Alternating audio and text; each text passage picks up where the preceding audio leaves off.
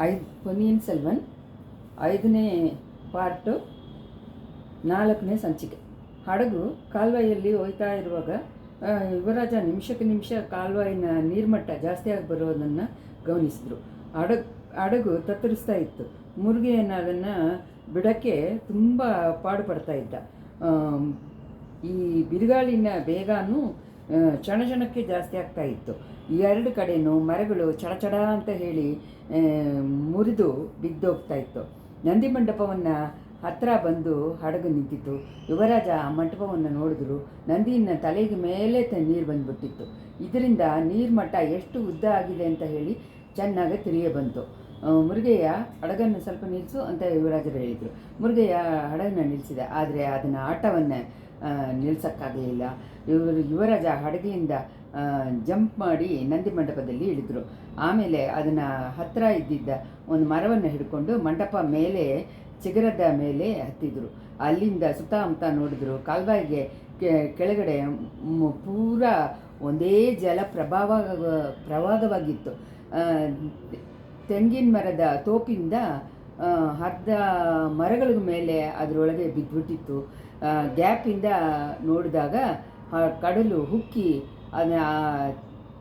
ತೆಂಗಿನ ಮರದ ತೋಪನ್ನು ತುತಿ ತನಕ ಬಂದುಬಿಟ್ಟಿದ್ದ ಹಾಗೆಯೇ ಗೊತ್ತಾಯಿತು. ನಾರ್ತ್ ಸೈಡು ಚೂಡಾಮಣಿ ವಿಗಾರ ಇದ್ದಿದ್ದ ದಿಕ್ಕನ್ನು ಅರುಳ್ಮೊಳಿವರ್ಮ ನೋಡ್ತಾ ಇದ್ರು. ವಿಗಾರದಲ್ಲಿ ಹೊರಗಡೆ ಇರುವ ಮೆಟ್ಲಿನ ತನಕ ಕಡಲು ಹುಕ್ಕಿ ಆರ್ಪಡಿಸ್ತಾ ಇತ್ತು. ಪೊನ್ನಿಯಿನ್ ಸೆಲ್ವನ್ನ ಮನಸ್ಸಿನಲ್ಲಿ ಆವಾಗ ಒಂದು ಯೋಚನೆ ಉದಯ ಆಯಿತು. ಅದು ಅವರ ಮೈ ಪೂರಾ ಜುಮ್ಮನ್ನುವಾಗ ಮಾಡಿತ್ತು. ಮುರುಗಯ್ಯ ಹಡಗನ್ನು ತಿರುಗಿಸ್ಕೊಂಡು ಹೋಗು, ವಿಗಾರವನ್ನು ನೋಡಿ ಬಿಡು ಅಂತ ಅಂದರು ಯುವರಾಜ. ಹೆಚ್ಚಾಗಿ ಮಾತಾಡಿ ಅಭ್ಯಾಸ ಇಲ್ಲದೆ ಇದ್ದವನು ಯುವರಾಜರ ಹತ್ರ ತುಂಬ ಭಕ್ತಿ ಕೊಂಡವನಾದ ಕ್ಯಾಕುಟಂಗರನ್ನ ಮಗನ್ ಏನು ಅಂತ ಕೂಡ ಕೇಳಿದೆ ಹಡಗನ್ನು ತಿರುಗಿ ಚೂಡಾಮಣಿ ವಿಗಾರಕ್ಕೆ ನೋಡಿ ಸಲ್ಲಿಸಿದ್ದ. ಬರುವಾಗ ಆಗಿದ್ದ ಹೊತ್ತಕ್ಕಿಂತ ಹೋಗುವಾಗ ಸ್ವಲ್ಪ ಕಮ್ಮಿಯಾಗೇ ಆಯಿತು. ಆದರೆ ಯುವರಾಜರಿಗೂ ಒಂದೊಂದು ಕ್ಷಣವು ಒಂದೊಂದು ಯುಗವಾಗಿ ಇದ್ದುಕೊಂಡಿತ್ತು. ಹಡಗು ವಿಗಾರವನ್ನು ಸೇರಿದಾಗ ಹುಕ್ಕಿ ಬಂದಿದ್ದ ಕಡಲು ಹತ್ತತ್ರ ವಿಗಾರ ಪೂರ್ತಿಯನ್ನು ಸುತ್ತಕೊಂಡಿತ್ತು. ನೀರಿನ ಮಟ್ಟ ಮೇಲೆ ಹೋಗ್ತಾ ಹೋಗ್ತಾ ಏರ್ತಾ ಇತ್ತು. ಈಳನಾಡಿಲ್ಲ ವಿಗಾರಗಳನ್ನು ವಿಹಾರಗಳಾಗೇನೆ ನಾಗಪಟ್ಟಣ ಚೂಡಾಮಣಿ ವಿಹಾರವನ್ನು ಆ ಕಾಲದಲ್ಲಿ ಅಷ್ಟು ಗಂಭೀರವಾಗೋ ಉದ್ದವಾಗೋ ಇದ್ದಿಲ್ಲ.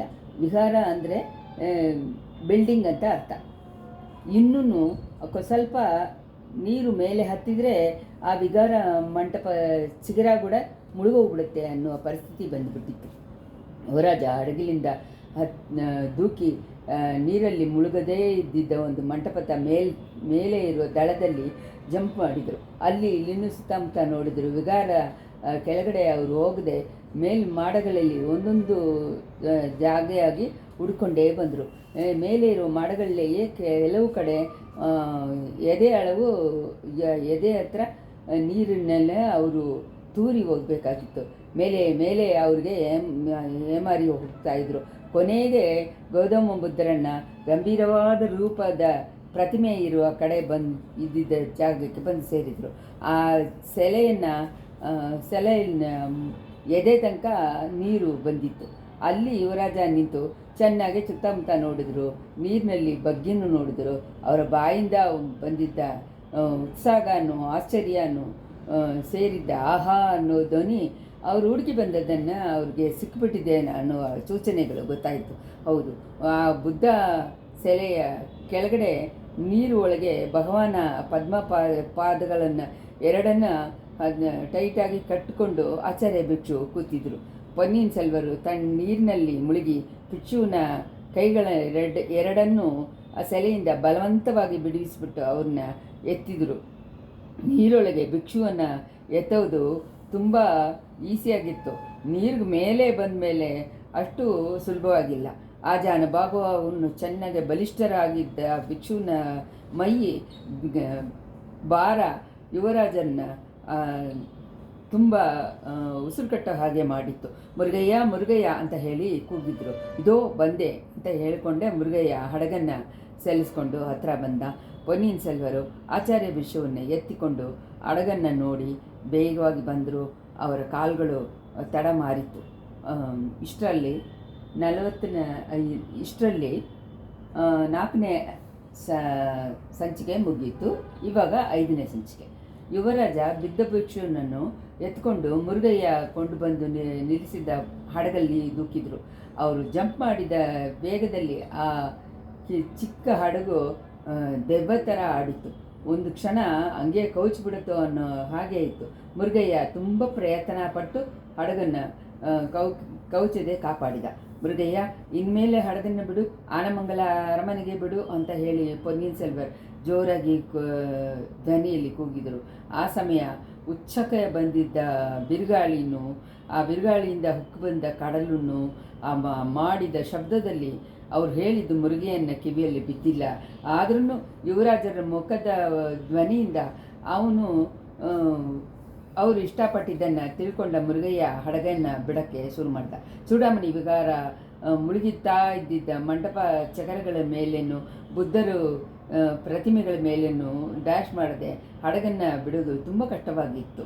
ಮುರುಗಯ್ಯ ದೊಡ್ಡ ಬಿರುಗಾಳಿನಲ್ಲೂ ಸುಡಿಗಾಳಿನಲ್ಲೂ ಮಧ್ಯ ಕಡಲಲ್ಲಿ ಹಡಗು ಬಿಟ್ಟು ಅಭ್ಯಾಸ ಪಟ್ಟವನಾಗಿರೋದ್ರಿಂದ ತುಂಬ ಲಾಘವಾಗಿ ಅದನ್ನು ಸಲ್ಲಿಸ್ಕೊಂಡು ಹೋದ. ಅದನ್ನು ನೋಡಿ ಯುವರಾಜ ಆಶ್ಚರ್ಯಪಟ್ಟರು. ಅವನಿಗೆ ಸ್ವಲ್ಪ ಹೆಲ್ಪ್ ಮಾಡೋಣ ಅಂತ ಹೇಳಿ ಅವ್ರಿಗೆ ಅನಿಸಿತ್ತು.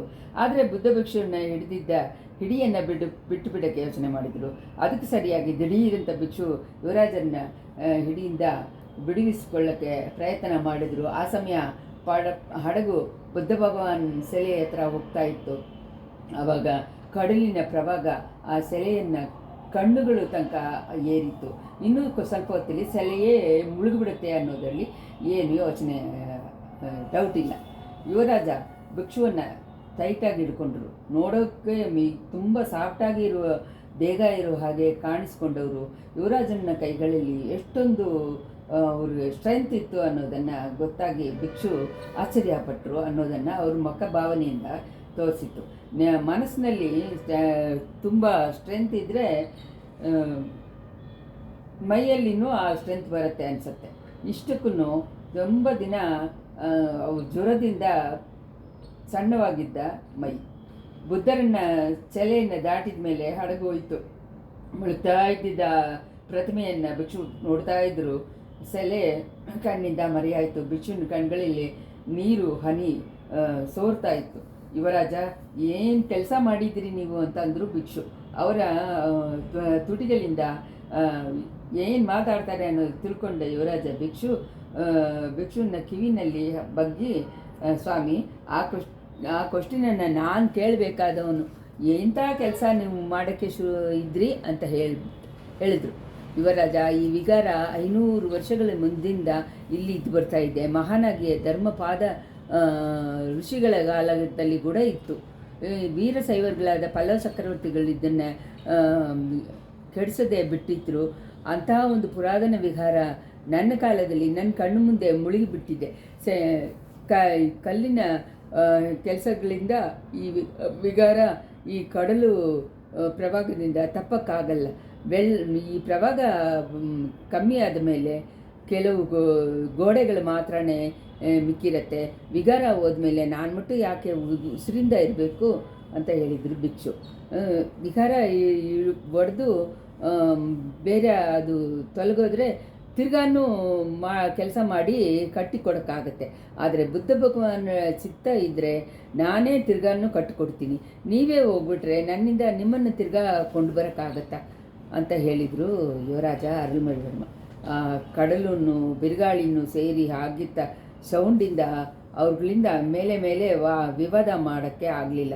ತಿರ್ಗಾನು ಸುತ್ತಮುತ್ತನೂ 4 ಕಡೆನೂ ಅವ್ರುಗಳು ಕಂಡಿದ್ದ ಘೋರವಾದ ದೃಶ್ಯಗಳನ್ನು ಅವ್ರುಗಳನ್ನು ಮಾತಾಡೋಕ್ಕೆ ಆಗದಂಗೆ ಮಾಡಿಬಿಡ್ತು. ಮುರಿದಿದ್ದ ಪಾಯ್ಮರಗಳೊಡನೆ ದೊಡ್ಡ ದೊಡ್ಡ ನಾವಾಯಿಗಳನ್ನು, ಚಿಕ್ಕ ಚಿಕ್ಕ ಮೀನು ಹಿಡಿಯುವ ಹಡಗುಗಳನ್ನು ಕಡಲು ಪಕ್ಕದಿಂದ ಗೆರೆಯನ್ನು ನೋಕಿ ಬರ್ತಾಯಿತ್ತು. ಅವುಗಳಲ್ಲಿ ಕೆಲವು ಹಂಗೆ ಅಡ್ಡಿಯಾಗಿ ನಿಂತುಬಿಡ್ತು. ಕಟ್ಟಡಗಳ ಮೇಲೆ ಒಡೆದು ದೆವ್ವ ಥರ ಆಡಿದ್ದ ಮರಗಳ ಮೇಲೆ ಒಡೆದು ಪೀಸಾಗಿ ಬಿದ್ದುಬಿಡ್ತು. ದೊಡ್ಡ ಗಾಳಿಯಲ್ಲಿ ಮನೆಗಳಲ್ಲಿ ಮೇರೆ ಹಾಕಿರುವ ಟಾಪ್ ಎಲ್ಲ ಹಾಗೆ ಕಿತ್ತುಕೊಂಡು ಹಾರಿ ಹೋಗಿ ಆ ಪ್ರಭಾಗದಲ್ಲಿ ಬಿದ್ದುಬಿಡ್ತು. ಬೇರೆ ಕೆಲವು ಟ್ಯಾಪ್ಗಳು ಹಂಗೆ ತೇಲ್ತಾ ಬರ್ತಾಯಿತ್ತು. ಅವುಗಳಲ್ಲಿ ಕೆಲವುಗಳಲ್ಲಿ ಮನುಷ್ಯರುಗಳು ತುಂಬ ಶ್ರಮದಿಂದ ಅದನ್ನು ಹಿಡ್ಕೊಂಡು ಇದ್ದರು. ಓ ಅಂತ ಅವರು ಕೂಗಾಡ್ತಾ ಇದ್ದರು. ದೊಡ್ಡ ದೊಡ್ಡ ಮರಗಳು ಗಾಳಿಯಲ್ಲಿ ಮುರಿದು ಬಿದ್ದಿತ್ತು. ಮುರಿದಿದ್ದ ಮರಗಳಿಂದ ಕೆಲವು ತೇಲ್ತಾ ಹೋಗ್ತಾ ಇತ್ತು. ತೇಲಿದ ಮರಗಳನ್ನು ಹಿಡ್ಕೊಂಡು ಕೆಲವು ಮನುಷ್ಯರುಗಳು ಉಸಿರು ತಪ್ಪಕ್ಕೆ ಟ್ರೈ ಮಾಡಿದರು. ಆ ಮೇಕೆಗಳು, ದನಗಳು ಆ ಪ್ರಭಾಗದಲ್ಲಿ ಅಲರಿ ಕೂಗ್ತಾ ತೇಲ್ತಾ ಹೋಯಿತು.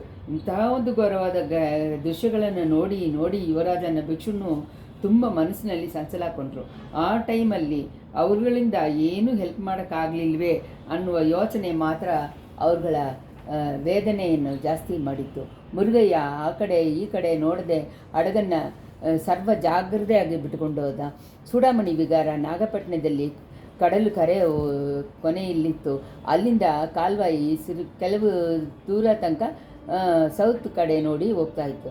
ಆಮೇಲೆ ಸೌತಿಂದ ವೆಸ್ಟ್ ಕಡೆ ಅರ್ಧಕ್ಕಾದ ದೂರ ತನಕ ಹೋಗಿ ಆಮೇಲೆ ತಿರ್ಗಾ ಸೌತ್ ಹತ್ರ ಸೀದಾ ಹೋಯಿತು.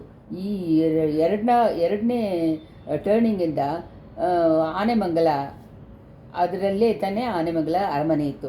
ದಾರಿ ಮಧ್ಯದಲ್ಲಿ ಇದ್ದ ನಂದಿ ಮಂಟಪದ ಹತ್ತಿರ ಹಡಗು ಬಂದಾಗ ನಂದಿ ಪೂರ್ತಿ ಮುಳುಗಿತ್ತು. ಅದು ಮಾತ್ರ ಅಲ್ಲದೆ ಮೇಲ್ಮಂಟಪದ ಕೊನೆಯನ್ನು ಮುಟ್ಕೊಂಡು ಪ್ರಭಾಗ ಹೋಯಿತು. ಮಂಟಪಕ್ಕೆ ಆ ಕಡೆ 4 ಕಡೆಯೂ ಹರಳಿದ್ದ ತೆಂಗಿನ ಮರದ ತೋಪುಗಳಲ್ಲಿ ಮುಕ್ಕಾಲು ಭಾಗ ಗಿಡಗಳು ಗಾಳಿಯಿಂದ ಮುರಿದು ಬಿದ್ದುಬಿಟ್ಟಿತ್ತು. ಮಿಕ್ಕಿದ್ದ ಮರಗಳನ್ನು ಕೊನೆಯಲ್ಲಿ ಅವೆಲ್ಲ ಆಡ್ತಾ ಇದ್ದಿದ್ದಾಗ ತಲೆವಿರಿ ಗೋಲವಾಗಿ ದೆವ್ವಗಳು ಆಡೋ ಥರನೇ ಇತ್ತು. ಆ ಥರ ಕೆಲವು ಮೊಟ್ಟೆಗಳು ಗಾಳಿಯಿಂದ ಕಿತ್ಕೊಂಡು ತುಂಬ ದೂರಕ್ಕೆ ಆ ಕಡೆ ಹೋಗಿ ಬಿದ್ದಿತ್ತು.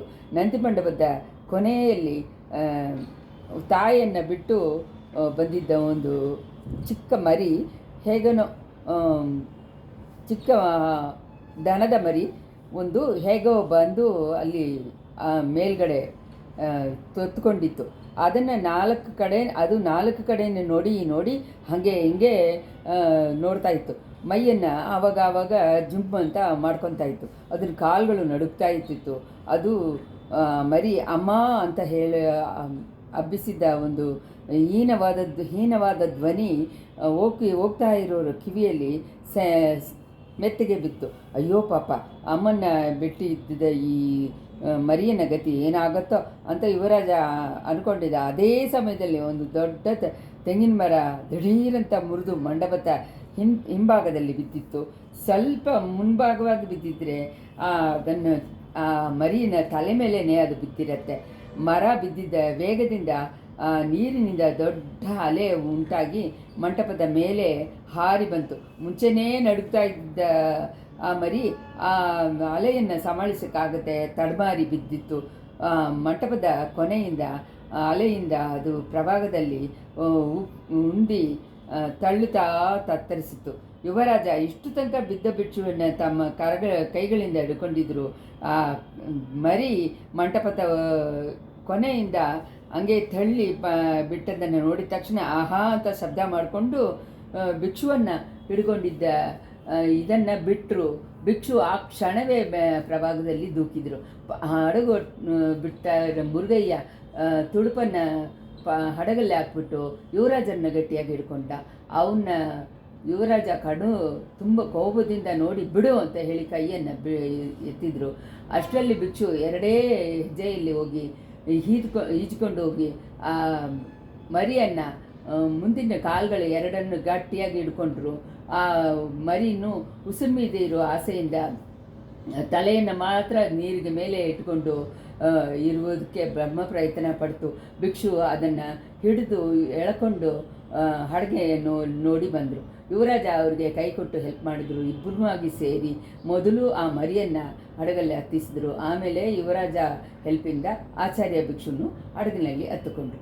ಇಷ್ಟೊತ್ತು ಹೆಂಗೋ ಸಮಾಳಿಸ್ಕೊಂಡಿದ್ದ ಮರಿ ಹಡಗು ಒಂದು ಆಟ ಆಡಿದ ತಕ್ಷಣ ಕಾಲು ತಡ ಮಾರಿ ದಪ್ ಅಂತ ಬಿತ್ತು. ಸದ್ಯ ಹಡಗಿನ ಒಳಗೇನೆ ತಾನೇ ಬಿತ್ತು. ಭಿಕ್ಷು ಅದನ್ನ ಪಕ್ಕದಲ್ಲೇ ಕೂತಿದ್ರು. ಆ ಮರಿಯನ್ನು ತಲೆಯನ್ನು ತನ್ನ ಮಡಿ ಮೇಲೆ ಇಟ್ಕೊಂಡು ಅದನ್ನ ಹಂಗೆ ಸವರ್ತಾ ಇದ್ದರು. ಗುರುದೇವರೇ, ಸ್ವಲ್ಪ ಮುಂಚೆ ಚೂಡಾಮಣಿ ವ್ಯವಹಾರದಲ್ಲಿ ಬುದ್ಧ ಭಗವಾನ್ನ ಚರಣಗಳ ಹಿಡ್ಕೊಂಡು ಪ್ರಾಣತ್ಯಾಗ ಮಾಡೋಕ್ಕೆ ನೋಡಿದ್ರಲ್ವ, ಆ ಥರ ನೀವು ಮಾಡಿದರೆ ಈ ಬಾಯಿಲ್ಲದೆ ಇರೋ ಜೀವನನ್ನು ಇವಾಗ ನೀವು ಕಾಪಾಡಿರೋಕ್ಕಾಗತ್ತಾ ಅಂತ ಯುವರಾಜ ಕೇಳಿದರು. ಅಯ್ಯ, ನಾನು ಮಾಡೋಕ್ಕಿದ್ದ ಒಂದು ದೊಡ್ಡ ತಪ್ಪನ್ನು ಮಾಡದೆ ನೀವು ತಡಿಸ್ಬಿಟ್ರಿ, ಅದಕ್ಕೆ ಅಂತ ನಿಮಗೆ ಇದು ಥ್ಯಾಂಕ್ಸ್ ಹೇಳ್ತಾ ಇದ್ದೀನಿ. ಹೌದು, ಈ ಚಿಕ್ಕ ಉಸಿರನ್ನು ಕಾಪಾಡಿದ್ದು ನನ್ನ ಮನಸ್ಸಿಗೆ ತುಂಬ ನೆಮ್ಮದಿ ಕೊಡ್ತಾ ಇದೆ. ಚೂಡಾಮಣಿ ವಿಚಾರ ಎಲ್ಲ ಹಾಳಾಗಿ ಹೋದರೂ ಕೂಡ ಇನ್ಮೇಲೆ ನಾನು ಅಷ್ಟು ವಿಚಾರ ಪಡಲ್ಲ ಅಂತ ಅಂದರು ಭಿಕ್ಷು. ಆಚಾರ್ಯರೇ, ಒಂದು ಚಿಕ್ಕ ಉಸಿರನ್ನು ಕಾಪಾಡಿದ್ದಾನೆ ಎಷ್ಟೊಂದು ಮನಸ್ಸು ನೆಮ್ಮದಿ ನಿಮಗೆ ಉಂಟಾಯಿತು. ಇವತ್ತು ಈ ಬಿರುಗಾಳಿಯಿಂದ ಎಷ್ಟೊಂದು ಜೀವನಗಳು ಎಷ್ಟು ಕಷ್ಟಪಡ್ತಾ ಇದೆ. ಎಷ್ಟು ಸಾವಿರಾನುಗಟ್ಟಲೆ ಜನಗಳು, ಗಂಡಸರು, ಹೆಂಗಸರು, ಮಕ್ಕಳು, ವಯಸ್ಸಾದವರು ಕಷ್ಟಪಡ್ತಾರೆ. ಎಷ್ಟು ಬಾಯಿಲ್ಲದೆ ಇರುವ ಜೀವನಗಳು, ಕುರಿ, ದನ, ಕುದುರೆಗಳು, ಹಕ್ಕಿಗಳು ಉಸಿರನ್ನು ಬಿಡೋಕ್ಕೆ ಆಗತ್ತೆ. ಈ ಕಷ್ಟಗಳಿಗೆಲ್ಲ ಪರಿಹಾರ ತಾನೇ ಏನು ಅಂತ ಕೇಳಿದರು ಯುವರಾಜರು. ಅಯ್ಯ, ನಮ್ಮಿಂದ ಆದಷ್ಟು ತಾನೇ ನಾವು ಮಾಡೋಕ್ಕಾಗುತ್ತೆ, ಅದಕ್ಕೆ ಮೇಲೆ ನಾವು ಕುಡಿಯೋದು ಏನೂ ಇಲ್ಲ. ಈ ಉತ್ಪಾದಗಳನ್ನು ರಿಯಲ್ ಆಗಿ ಇರುವ ಉತ್ಪಾದಗಳನ್ನು ತಡೆಯೋ ಶಕ್ತಿ ನಮಗಿಲ್ಲ. ಬಿರುಗಾಳಿಯನ್ನು ಕೂಡ ನಾವು ಕಟ್ಟುಪಡಿಸೋಕ್ಕಾಗತ್ತಾ? ದೊಡ್ಡ ಮಳೆಯನ್ನು ತಡೆಯೋಕ್ಕಾಗತ್ತಾ? ಇಲ್ಲ, ಮಳೆ ಬರೋ ಹಾಗೆ ಮಾಡೋಕ್ಕೆ ತಾನೇ ಆಗುತ್ತಾ? ಕಡಲು ಹುಕ್ಕಿ ಬರುವಾಗ ಅದನ್ನು ನಾವು ತಡಿಸಿ ನಿಲ್ಸೋಕ್ಕಾಗತ್ತಾ? ಆಹಾ, ಕಡಲುಗಳು ಆ ಕಡೆ ಇರುವ ಕೆಳಗಡೆ ಇರುವ ದೇಶಗಳಲ್ಲಿ ಇದು ಬರುತ್ತೆ, ಈ ಬೆಂಕಿ ಇದು ಬರುತ್ತೆ, ಭೂಕಂಪ ಬರುತ್ತೆ, ಭೂಮಿ ಎಲ್ಲ ಎರಡಾಗುತ್ತೆ. ಅವೆಲ್ಲ ನೋಡಿದ್ದೀನಿ ನಾನು. ಅವತ್ತಿಗೆಲ್ಲ ನಾವು ಏನು ಮಾಡೋಕ್ಕಾಗುತ್ತೆ? ನಮ್ಮ ಕಣ್ಣು ಮುಂದೆಯಿಂದ ಕಷ್ಟಪಟ್ಟು ತಪ್ಪಿಸುವ ಜೀವನಿಗೆ ಹೆಲ್ಪ್ ಮಾಡುತ್ತಾನೆ ನಮ್ಮಿದ ಆಗುತ್ತೆ. ಗುರುದೇವರೇ, ಈ ರಿಯಲ್ ಆಗಿ ಇರುವ ಉತ್ಪಾದಗಳು ಯಾಕೆ ಉಂಟಾಗುತ್ತೆ? ಬಿರುಗಾಳಿನೂ ಭೂಕಂಪನೂ ಯಾಕೆ ಬರ್ತಾ ಇದೆ? ಈ ಕೊಳ್ಳೆ ನೋವುಗಳು ಯಾಕೆ ಬರ್ತಾ ಇದೆ? ಅದರಿಂದ ಮಕ್ಕಳುಗಳು ಬೇರೆ ಪ್ರಾಣಿಗಳನ್ನು ಪಡೆಯುವ ಕಷ್ಟಗಳಿಗೆ ಜವಾಬ್ದಾರಿ ಯಾರು? ನಮ್ಮಿಂದ ಈ ರಿಯಲ್ ಆಗಿ ಇರುವ ಉತ್ಪಾದಗಳನ್ನು ತಡ್ಸೋಕ್ಕಾಗಲ್ಲ, ಆದರೆ ದೇವರಿಂದ ಕೂಡ ಆಗಲ್ವಾ? ದೇವರು ಯಾಕೆ ಇಂಥ ಉತ್ಪಾದಗಳನ್ನು ತಡೆಯದೆ ಜೀವರಾಶಿಗಳು ಇವರಿಂದ ಕಷ್ಟಪಡೋದನ್ನು ನೋಡ್ಕೊಂಡಿದ್ದಾರೆ ಅಂತ ಕೇಳಿದರು ಯುವರಾಜ. ಪೊನ್ನಿಯಿನ್ ಸೆಲ್ವ, ನೀವು ಇವಾಗ ಹೇಳಿದ ಕ್ವಶನ್ಗೆ ಅನಾದಿ ಕಾಲದಿಂದ ಮಹಾನ್ಗಳು, ಋಷಿಗಳನ್ನು ಆನ್ಸರ್ ಹೇಳೋಕ್ಕೆ ಟ್ರೈ ಮಾಡಿದ್ದಾರೆ, ಆದರೆ ಅವು ಎಲ್ಲರಿಗೂ ತೃಪ್ತಿ ಕೊಡೋ ಹಾಗೆ ಇಲ್ಲ. ಆದ್ದರಿಂದ ಬುದ್ಧ ಭಗವಾನ್ ದೇವ್ರ ಬಗ್ಗೆ ಏನೂ ಹೇಳಲಿಲ್ಲ, ದೇವ್ರ ಬಗ್ಗೆ ಆರೈಕೆ ಮಾಡೋದಲ್ಲೇ ಇಳ್ದಿಲ್ಲ. ಬೇರೆಯವ್ರಿಗೆ ಹೆಲ್ಪ್ ಮಾಡಿ, ಬೇರೆಯವ್ರ ಕಷ್ಟದಲ್ಲೇ ಹೋಗಲಾಡಿಸ್ಕೊಂಡು ನೋಡಿ, ಅದನ್ನು ಟ್ರೈ ಮಾಡೋದ್ರಿಂದ ತಾನೇ ನಿಮಗೆ ನಿಜವಾಗ ಆನಂದ ಬರುತ್ತೆ. ಅದರಿಂದ ಸುಖ ದುಃಖಗಳನ್ನು ದಾಟಿದ ನಿರ್ವಾಣ ಪರಿಸ್ಥಿತಿಯನ್ನು ನೀವು ಸೇರ್ತೀರ ಅಂತ ಹೇಳಿ ಬುದ್ಧ ಭಗವಾನು ಬೋಧನೆ ಮಾಡಿದ್ದಾರೆ ಅಂತ ಭಿಕ್ಷು ಹೇಳಿದರು. ನಮ್ಮ ಹಡಗು ನಂದಿ ಮಂಟಪದಿಂದ ವೆಸ್ಟ್ ಕಡೆ ದಿಕ್ಕನ್ನು ತಿರುಗಿ ಆನೆಮಂಗಲವನ್ನು ನೋಡಿ ಹೋಗ್ತಾ ಇತ್ತು. ಪೊನ್ನಿಯಿನ್ ಸೆಲ್ವರ್ನ ಮನಸ್ಸು ಚಿಂತನೆಯಲ್ಲಿ ಮುಳುಗಿತ್ತು. ಸ್ವಲ್ಪ ಮುಂಚೆ ಭಿಕ್ಷು ಹೇಳಿದ್ದ ಬುದ್ಧ ಸಮಯ ಇದರಿಂದ ತನ್ನ ಮೂದಾದೇಯರುಗಳನ್ನು ಇದನ್ನು ಕಂಪೇರ್ ಮಾಡಿ ಮನಸ್ಸಿನಲ್ಲಿ ನೋಡಿದರು. ಬೇರೆಯವ್ರಿಗೆ ಹೆಲ್ಪ್ ಮಾಡುವ ಕರ್ತವ್ಯವನ್ನು ಶೈವ ವೈಷ್ಣವ ಸಮಯಗಳನ್ನು ಹೇಳ್ತಾ ಇದ್ದೆ. ಪರೋಪಕಾರ ಇದಂ ಶರೀರಂ ಅಂತ ಹೇಳಿ ಮಹಾವಾಕ್ಯನೂ ಇದೆ. ಆದರೆ ಅದೇ ಸಮಯದಲ್ಲಿ ದೇವರ ಥರ ನಂಬಿಕೆ ಇಟ್ಟು ಭಕ್ತಿ ಮಾಡುವ ಕರ್ತವ್ಯವನ್ನು ನಮ್ಮ ಮೂದಾದೇಯರು ಬಲವಂತ ಮಾಡಿ ಹೇಳಿದ್ದಾರೆ. ಆ ದೇವರುಗಳನ್ನು ಸಂಹಾರ ಮೂರ್ತಿಯಾದ ರುದ್ರನಾಗನ್ನು, ಕರುಣಾಮೂರ್ತಿಯಾದ ಮಹಾವಿಷ್ಣುವನ್ನು ರೂಪ ಕೊಟ್ಟು ಎಲ್ಲ ಹೊಗಳಿದ್ದಾರೆ. ದೇವರಿಗೆ ಜಗನ್ಮಾತಾ ರೂಪ ಕೊಟ್ಟು ಒಂದೇ ಸಮಯದಲ್ಲಿ ಪ್ರೀತಿಯೇ ಇದಾಗಿ ಇರುವ ಉಮಾದೇವಿಯನ್ನು ಘೋರಭಯಂಕರ ದುರ್ಗಾ ಪರಮೇಶ್ವರಿಯಾಗನ್ನು ವರ್ಣನೆ ಮಾಡಿ ಸ್ತೋತ್ರ ಮಾಡಿದ್ದಾರೆ. ಇಂಥ ಇದರಲ್ಲಿ ಯಾವುದು ನಿಜ? ಲೋಕದಲ್ಲಿ ಅಮ್ಮ ಘೋರಭಯಂಕರ ರಣಭದ್ರಗಾಳಿಯಾಗಿ ಇರೋಕ್ಕಾಗತ್ತಾ?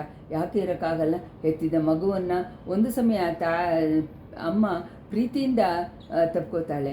ಇನ್ನೊಂದು ಸಮಯ ಕೋಪಿಸ್ಕೊಂಡು ಒಡೆಯವು ಮಾಡ್ತಾಳೆ. ಆದರೆ ಯಾಕೆ ಹೊಡಿತಾಳೆ ಅನ್ನೋದು ಕೆಲವು ಸರ್ತಿ ಮಕ್ಕಳಿಗೆ ಅರ್ಥ ಆಗಲ್ಲ. ಆದರೆ ಒಡೆಯುವಾಗ ಅಮ್ಮನಿಗೆ ತಾನು ಹೆತ್ತಿದ್ದ ಮಗು ಮೇಲೆ ಪ್ರೀತಿ ಇಲ್ಲ ಅಂತ ಹೇಳೋಕ್ಕಾಗತ್ತಾ? ಕತ್ಲೆಯಾಗಿರೋ ಸಮಯದಲ್ಲಿ ಹಡಗು ಆಣೆಮಂಗಲದಿಂದ ಸೋಳೆಮಾಳಿಗೆಯನ್ನು ಹತ್ತಿರ ಬಂತು.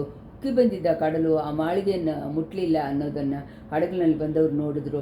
ಅರಮನೆಯ ಹತ್ರ ಇದ್ದಿದ್ದ ಅಲಂಕಾರವಾದ ಮೆಟ್ಲತ್ರ ಕೊಂಡೋಗಿ ಮುರುಗಯ್ಯನ ಹಡಗನ್ನು ನಿಲ್ಲಿಸಿದ್ದ. ಅಷ್ಟು ತನಕ ಇದನ್ನು ಹಡಗಿನಲ್ಲಿ ಅಷ್ಟು ತನಕ ಎಲ್ಲನೂ ಅವ್ಗಳಿಗೆ ಸೌಕರ್ಯವಾಗಿತ್ತು. ಅದರಿಂದ ಸ್ವಲ್ಪ ಕರುಣೆ ಇದ್ದಂಗೆ ಅನಿಸಿತು. ದೊಡ್ಡ ಬಿರುಗಾಳಿ ಒಡೆದು ಕಡಲು ಉಕ್ಕಿ ಬಂದ್ರೂ ದೊಡ್ಡ ಮಳೆ ಮಾತ್ರ ಶುರುವಾಗಿಲ್ಲ. ಕೆಲವು ಹನಿಗಳು ಮಾತ್ರ ಬೀಳ್ತಾಯಿತ್ತು. ಹಡಗು ಅರಮನೆ ಓರದಲ್ಲಿ ಬಂದು ನಿಂತ ಮೇಲೇ ದೊಡ್ಡ ಮಳೆ ಹಿಡ್ಕೊಂಡು ಒಯ್ಯೋಕ್ಕೆ ಶುರು ಮಾಡಿತ್ತು. ಆನೆಮಂಗಲದಿಂದ ಅರಮನೆ ಕೆಲಸಗಾರ ಅರಮನೆಯ ಮುಂಬಾಗಿಲಲ್ಲಿ ಕೈಯಲ್ಲಿ ಒಂದು ದೀವಟಿಯನ್ನು ಹಿಡ್ಕೊಂಡು ಬಂದಿದ್ದಾನೆ. ಸುತ್ತಮುತ್ತದಿಂದ ಅವತ್ತು ರಾತ್ರಿ ಎಲ್ಲ ಸೇರಿಕೊಂಡಿದ್ದ ಜನಗಳ ಜೊತೆ ಅವನು ಮಾತಾಡ್ತಾ ಇದ್ದ. ಹಡಗೊಂದು ಬಂದು ಪಡಿತುರೆ ಹತ್ತಿರ ನಿಂತಿದ್ದನ್ನು ಕಂಡಿದ್ದನು. ಕೆಲಸಗಾರ ದೀವಟಿಯನ್ನು ಮೇಲೆ ಹಿಡಿದು ನೋಡ. ಪೊನ್ನಿಯಿನ್ ಸೆಲ್ವನ್ನ ಮುಖ ಅವನ ಕಣ್ಣಲ್ಲಿ ಪಟ್ಟಿತ್ತು. ತಕ್ಷಣ ಬೇರೆ ಎಲ್ಲವನ್ನ ಬಿಟ್ಟುಬಿಟ್ಟು ಪಡಿತುರೆಯನ್ನು ನೋಡಿ ಬೇಗ ಓಡಿಬಂದು. ಇಷ್ಟರಲ್ಲಿ ಹಡಗಿಂದ ಯುವರಾಜರು ಆಚಾರ್ಯ ಭಿಕ್ಷುನು ಮೆಟ್ಲತ್ರ ಇಳಿದ್ರು. ದನದ ಮರಿಯನ್ನು ಮೆತ್ತಗೆ ಹಿಡ್ಕೊಂಡು ಕೆರೆಯಲ್ಲಿ ಬಿಟ್ಟರು. ಕಾವಲ ಬಂದುಬಿಟ್ಟು ಯುವರಾಜನ ಕಾಲಲ್ಲಿ ಬೀಳಕ್ಕೋದ. ಅವರು ಅವನ ಕೈಯನ್ನು ಹಿಡಿದು ತಡಿಸಿ ಅವನ ಕೈಯಿಂದ ದೀವಟಿಯನ್ನು ಕಾಲ್ವಾಯಲ್ಲಿ ಬಿಟ್ಟು ಒಂದು ಕ್ಷಣ ಹಂಗೇ ಬೆಳಕಾಗಿ ಉರಿದ್ಬಿಟ್ಟು ಮರೆಯಾಗಿತ್ತು. ಯುವರಾಜ, ಚೂಡಾಮಣಿ ಬಿಗಾರ ಬಗ್ಗೆ ನಾನೇ ವಿಚಾರ ಪಡ್ತಾ ಇದ್ದೆ. ನೀವು ಇಲ್ಲಿ ಬಂದುಬಿಟ್ಟಿದ್ದು ತುಂಬ ಒಳ್ಳೆಯದಾಯಿತು ಅಂತ ಹೇಳಿದ. ನಾನು ಚೂಡಾಮಣಿ ಬಿಗಾರದಲ್ಲಿ ಇರೋದು ನಿನಗೆ ಗೊತ್ತು ಅಯ್ಯ. ಇವರ ಇಳೆ ಪ್ರಾಟಿನೂ ಕೊಡುಂಬಾಳೂರು ಯುವರಾಣಿನೂ ಬಂದವಾಗ ತಿಳ್ಕೊಂಡೆ. ಯಾರ ಹತ್ರ ಹೇಳಬೇಡ ಅಂತ ಹೇಳಿ ಯುವರಾಣಿ ಹೇಳಿಬಿಟ್ಟು ಹೋದರು. ಅದನ್ನು ಇನ್ನೂ ನೀವು ನೆರವೇರಿಸ್ಕೊಂಡಿರಬೇಕು. ಮಾಳಿಗೆ ಬಾಗಿಲಲ್ಲಿ ಕೂಡಿರುವವರೆಲ್ಲ ಯಾರು ಕಡಕಡೆಯ ಓರದಿಂದ ಹಳ್ಳಿಗಳಲ್ಲಿ ಎಲ್ಲ ಕಡಲು ದೂರ ಬಿಟ್ಟಿದ್ದಿಂದ ಓಡ್ಬಂದವರು ರಾತ್ರಿ ಇಲ್ಲಿ ಇರುವುದಕ್ಕೆ ಜಾಗ ಕೇಳ್ತಾ ಇದ್ದಾರೆ. ಅವ್ರುಗಳನ್ನ ಓಡಿಸ್ಬಿಡ್ತೀನಿ ಅಂತ. ಬೇಡ ಅವ್ರುಗಳೆಲ್ಲರೂ ಇರೋಕ್ಕೂ ಇಲ್ಲೇ ಮಲಗಕ್ಕೂ ಜಾಗ ಕೊಡು. ಆದರೆ ನನ್ನ ಬಗ್ಗೆ ಅವ್ರಗಳ ಹತ್ರ ಹೇಳಬೇಡ. ನಿನ್ನ ದೀವಟಿ ಕಾಲ್ವಾಯಲ್ಲಿ ಬಿದ್ದು ಇದು ಮರೆಯಾಗಿದ್ದನ್ನು ಒಳ್ಳೆಯದಾಗೆ ಆಯಿತು, ಆರೋಗಿದ್ದನ್ನು ಒಳ್ಳೆಯದಾಯಿತು. ನಮ್ಮನ್ನು ಬೇರೆ ಕಡೆಯಿಂದ ಅರಮನೆ ಮೇಲೆ ಇರುವ ಮಾಡಕ್ಕೆ ಕರ್ಕೊಂಡೋಗು ಅಂತಂದರು ಯುವರಾಜರು. ಅವ್ರುಗಳು ಅರಮನೆ ಒಳಗೆ ಪ್ರವಾಸ ಮಾಡಿದ್ದನು. ಬಿರುಗಾಳಿ ಜೊತೆ ದೊಡ್ಡ ಮಳೆಯನ್ನು ಸೇರಿ ಛೋ ಅಂತ ಬೀಳಕ್ಕೆ ಶುರುವಾಗಕ್ಕೂ ಸರಿಯಾಗಿತ್ತು. ಇಷ್ಟರಲ್ಲಿ 5ನೇ ಸಂಚಿಕೆ ಮುಗಿಯಿತು.